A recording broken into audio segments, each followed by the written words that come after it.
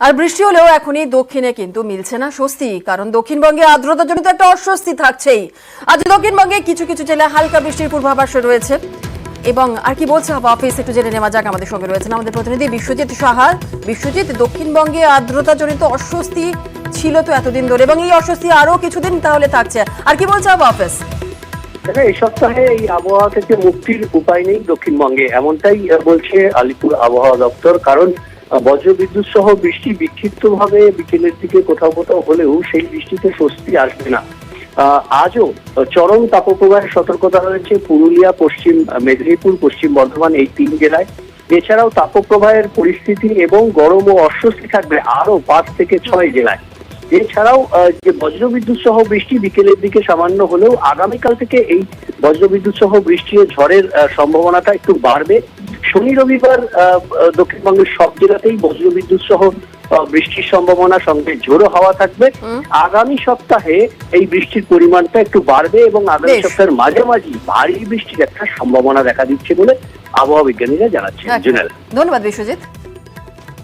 আর এরই পাশাপাশি গরমে নাজেহাল পরিস্থিতি বাঁকুড়াবাসীর। গত 24 ঘন্টায় জেলা তাপমাত্রা 40 ডিগ্রির বেশি বাঁকুড়াতে। সকাল থেকে সেখানে চড়া রোদ। আর কি পরিস্থিতি রয়েছে আর একটু আপডেট নিয়ে নেওয়া যাক। আমাদের সঙ্গে প্রিয়ব্রত রয়েছে। প্রিয়ব্রত, কি ছবি বাঁকুড়াতে? দেখো জুনেরা, গত কয়েকদিন ধরে যেভাবে তাপমাত্রা বাড়ছিল, গত পরশুদিন যে বৃষ্টিপাত হয়েছে তার থেকে তাপমাত্রা হয়তো কিছুটা কমেছে, কিন্তু আর্দ্রতাজনিত যে অস্বস্তি সেটা কিন্তু বেড়ে গিয়েছে। তুমি জানো যে বাতাসে আপেক্ষিক আর্দ্রতার পরিমাণ 77%। এখান থেকে তুমি বুঝতে পারছো যে মানুষজন যারা রাস্তায় বেরোচ্ছেন কিংবা বাড়িতে থাকছেন তারা গরম হতে হচ্ছে, ফ্যানের তলাও নিস্তার পাচ্ছে না, এবং বাইরে বেরিয়ে তো চড়া রোদ, সঙ্গে কিন্তু প্রচন্ড গরম এবং বেলা বাড়ার সঙ্গে সঙ্গে তাপপ্রবাহের কারণে রাস্তাঘাট এক প্রকার ফাঁকা হয়ে যাচ্ছে। এবং এই বৃষ্টিপাত যেটা হয়েছিল গত কয়েকদিন আগে, সেটাতে কিন্তু ঝড় এবং বজ্রবিদ্যুৎ বেশি হয়েছিল। তুমি জানো যে ঝড়ের কারণে একটা এলাকায় কিন্তু ব্যাপক ক্ষতিগ্রস্ত হয়েছে এবং গ্রামের প্রচুর বাড়ি উড়ে গেছে, এবং তার পাশাপাশি 3 জনের মৃত্যু হয়েছে বাঁকুড়া জেলা জুড়ে। এই ঘটনার পাশাপাশি যে কিছুটা হলেও স্বস্তি মিলেছিল, সেই স্বস্তি কিন্তু অবশেষে শেষ হতে বসেছে এবং আপাতত আবার গরম পড়তে শুরু করেছে। চড়া রোদ সকাল থেকে এবং আর্দ্রতাজনক অস্বস্তি কিন্তু রয়েছে। বেশ, বাঁকুড়ার ছবি যেমন দেখলাম, আর পুরুলিয়ার দিকেও নজর রাখতে হচ্ছে, কারণ পুরুলিয়াতে আবার বৃষ্টির দেখাই নেই, সেখানেও চড়ছে পারদ। সকাল থেকেই চড়া রোদ, আর তার সঙ্গে গত কয়েকদিনের যে তাপমাত্রা, সেই তাপমাত্রা দিনে দিনে যেভাবে বৃদ্ধি পাচ্ছে, গত 24 ঘন্টায় তাপমাত্রা 43.4 ডিগ্রিতে পৌঁছেছে এবং স্বাভাবিকভাবেই এই তীব্র গরমে মানুষ অসুস্থ হয়ে পড়ছে। আর তার কারণেই একেবারেই 11টা থেকে 3টে অবধি রাস্তাঘাট কার্যত ফাঁকা হয়ে যাচ্ছে এবং যারা খুব প্রয়োজন ছাড়া রাস্তায় বেরোচ্ছে না। এবং এই গরম থেকে মুক্তি পেতে একমাত্র বৃষ্টি ভরসা বা বর্ষায় ভরসা। তবে সাধারণ মানুষ বা পুরুলিয়াবাসী চাইছে বৃষ্টি হোক, যদিও পুরুলিয়াতে ছিটে ফোটাও বৃষ্টি হয়নি। বুঝলে না? বেশ বেশ, একেবারেই ধন্যবাদ ইন্দ্রজিৎ।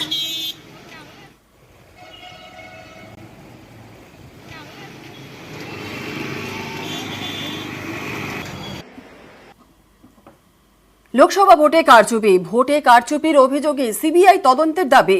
লোকসভা ভোটের পরে বিস্ফোরক মন্তব্য শুভেন্দুর। 4 আসনে পুনর্নির্বাচনের দাবি শুভেন্দু অধিকারীর। হাইকোর্টে পুনর্নির্বাচনের দাবিতেই মামলার প্রস্তুতি। হিরণময় চট্টোপাধ্যায় ঘাটালে তিনি ইলেকশন পিটিশন করছেন, রেখা পাত্র মহোদয়া করছেন ইলেকশন পিটিশন। কারণ যে আইনে দেবাশিস ধরের নমিনেশন বাতিল করেছেন, সেই একই আইনে হাজি নুরুলের বাতিল হওয়ার কথা। আমরা প্রপারলি অবজেকশন দিয়েছি।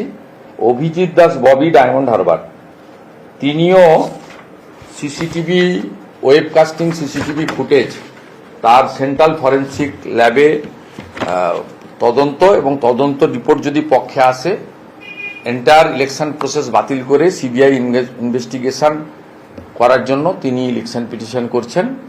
আর ইলেকশন পিটিশন করছেন ডাক্তার অশোক কান্ডারি। এই 4টা ইলেকশন পিটিশন মঙ্গল বুধবার দিনই কলকাতা হাইকোর্টে ফাইল করার সিদ্ধান্ত হয়েছে। তৃণমূল শুনে রাখুন, এই ইলেকশন পিটিশনটা 4-5 বছর ধরে ঝুলবে না, 6 মাসের মধ্যে যাতে ডিসপোজ অফ হয় সেই ব্যবস্থা আমরা করছি।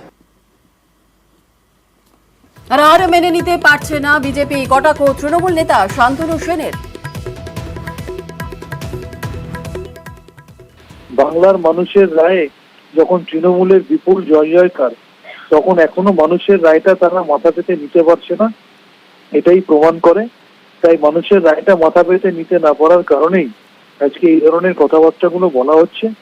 আমি মনে করি একদিকে মানুষের দ্বারা প্রত্যাখ্যাত ভারতীয় জনতা পার্টি অন্যদিকে তাদের নিজেদের মধ্যে গোষ্ঠীদ্বন্দ্ব যেরকম প্রকাশ্যে চলে আসছে, এই দলটা আগামী দিনে অস্তিত্ব সংকটে না পড়ে। আমার সাজেশন, বাংলার মানুষের রায়টা মাথা পেতে নেওয়াটাই ভালো। জীবনতলায় তৃণমূল নেতার অস্বাভাবিক মৃত্যু। জীবনতলার 7 নম্বর পাড়ায় তৃণমূল নেতার দেহ উদ্ধার। এলাকায় চাঞ্চল্য। রবীন্দ্রনাথ মণ্ডল, তিনি 218 নম্বর বুথের তৃণমূল সম্পাদক ছিলেন।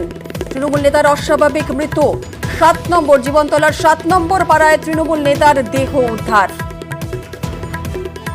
ঠিক কি ঘটনা, পরিবারের তরফ থেকে বা ঠিক কি অভিযোগ করা হচ্ছে, পুরো বিষয়টি নিয়ে আপডেট নেব। আমাদের সঙ্গে রয়েছেন আমাদের প্রতিনিধি অনুপ বিশ্বাস। অনুপ, পরিবারের তরফ থেকে ঠিক কি অভিযোগ করা হচ্ছে, কি জানা যাচ্ছে? পরিবার যে অভিযোগটা করছে যে তাকে মাদক খাইয়ে এবং তাকে পিটিয়ে খুন করা হয়েছে বলে এমনই অভিযোগ। ক্যানিং পূর্বে বিধায়ক ঘটনার খবর পেয়ে পরিবারের কাছে যান এবং সেখানে গিয়ে তাদের সঙ্গে কথাবার্তা বলেন এবং তাদের আশ্বাস দেন পাশে থাকার। জীবনতলা থানা 7 নম্বর পাড়ার 218 নম্বর বুথের যে সম্পাদক রবীন্দ্রনাথ মণ্ডল, তিনি কিন্তু গতকালকে স্থানীয় 2 ব্যক্তির বিরুদ্ধে তার পরিবার একটি অভিযোগ করছে যে টাকা পাওয়া নিয়ে তাদের সঙ্গে এই গন্ডগোল হয়ে থাকতে পারে। তবে তাকে মাদক খাইয়ে এবং বেধড়ক মারধর করা হয়েছে বলে এমনই একটি অভিযোগ করা হচ্ছে। এরপর তাকে মহকুমা হাসপাতালে চিকিৎসার জন্য গভীর রাতে নিয়ে আসা হয়, সেখানে তার মৃত্যু হয়। এই ঘটনায় পরিবার কান্নায় ভেঙে পড়ে, এলাকায় চাঞ্চল্য ছড়িয়ে পড়ে। ঘটনার খবর পেয়ে ক্যানিং পূর্বের বিধায়ক শওকত মোল্লা এবং ক্যানিং মহকুমার পুলিশ আধিকারিক রাম কুমার মণ্ডল সহ বিভিন্ন পুলিশ আধিকারিকরা ঘটনাস্থলে যান এবং তদন্ত শুরু করেছে। দেহটি ময়নাতদন্তে পাঠানোর পরেই কিন্তু জানা যাবে কি কারণে তার মৃত্যু হয়েছে। এই ঘটনার তদন্ত শুরু করেছে জীবনতলা থানার পুলিশ। তবে কে বা কারা এর সঙ্গে জড়িত বা কি ঘটনা, যতক্ষণ নয় ময়না তদন্ত করা হবে ততক্ষণ কিন্তু জানা যাবে না বলে এমনই কিন্তু জানিয়েছেন ক্যানিং পূর্বের বিধায়ক শওকত মোল্লা। তিনি তাদের পরিবারের যেমন পাশে রয়েছেন এবং এই ঘটনা নিয়ে তিনি কিন্তু পুলিশকে নির্দেশ দিয়েছে ঘটনা তদন্ত শুরু করতে এবং কি ঘটনা ঘটেছে সেটাও কিন্তু সামনে আনার জন্য তিনি তার নির্দেশ দিয়েছেন। জুমেলা, ধন্যবাদ অনুপ। পিএমটা না হওয়া পর্যন্ত বোঝা যাবে না খুনটা কি মানে কিভাবেই হয়েছে, কারণ ওর কোনো সেই ধরনের রাজনৈতিক কোনো শত্রুতা ছিল না। খুব ভালো ছেলে। আমরা পরিবারের পাশে আছি, সর্ব ধরনের সহযোগিতা আমরা নিশ্চিতভাবে করবো। কিভাবে ঘটনাটা ঘটেছে বা কারা জড়িত, পুলিশ সব দিকটা খতিয়ে দিচ্ছে। বিকেলে সকাল 11টায় নিয়ে গেছে, বাপু রাত্রিরে নিজের গাড়িতে চলে যাচ্ছে। ও তো আমার বাড়ির ওপর দিয়ে বাড়ি গেছে, ও তো দিয়ে যেতে পারতো। আবার কিছু খাবিয়েছে মা, নখ টক গাল টাল জিপ টিপ কালো, এরাই তো ডেকে নিয়ে গেছে। ওরা কটা টাকা পেতো আমাদের কাছে, ওই বাপু নাকি টাকা গোপনে দিয়েছিল, আমি আগে জানতাম না। গাড়িটা দিয়ে কেন পাঠিয়ে দিল? ভোট শেষ হতে এবার শিল্পে নজর মমতার। আর আজ বিকেলে শিল্প বৈঠক মুখ্যমন্ত্রীর। নবান্নে বণিক সভা, শিল্পপতিদের নিয়ে হবে বৈঠক। নবান্নের বৈঠকে বণিক সভার প্রতিনিধিদের আমন্ত্রণ জানানো হয়েছে।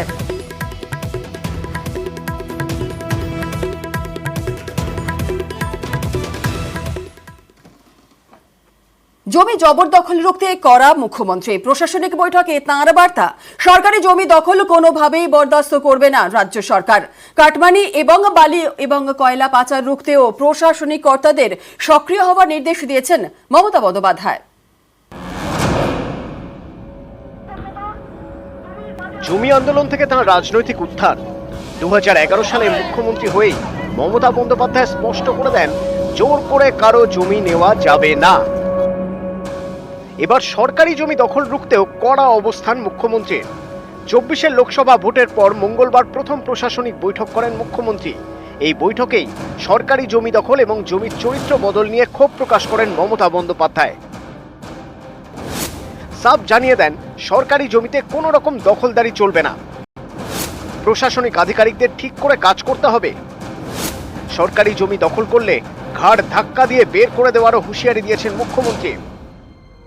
মুখ্যমন্ত্রীর এই নির্দেশ অত্যন্ত তাৎপর্যপূর্ণ, কারণ রাজ্যের নানা প্রান্তে বারবার সরকারি জমি দখলের অভিযোগ উঠেছে। সম্প্রতি দক্ষিণ 24 পরগনার ক্যানিংয়ে পূর্ত দপ্তরের জমি দখল করে তৈরি বেআইনি দোকান ভেঙে পড়ে, একজন মারাও যান। অনেক জায়গায় আবার পুকুর, নয়নজুলির মতো জলাভূমি বোঝানো হয়েছে। জমির চরিত্র বদলের অভিযোগ সব থেকে বেশি এসেছে উত্তরবঙ্গ থেকে।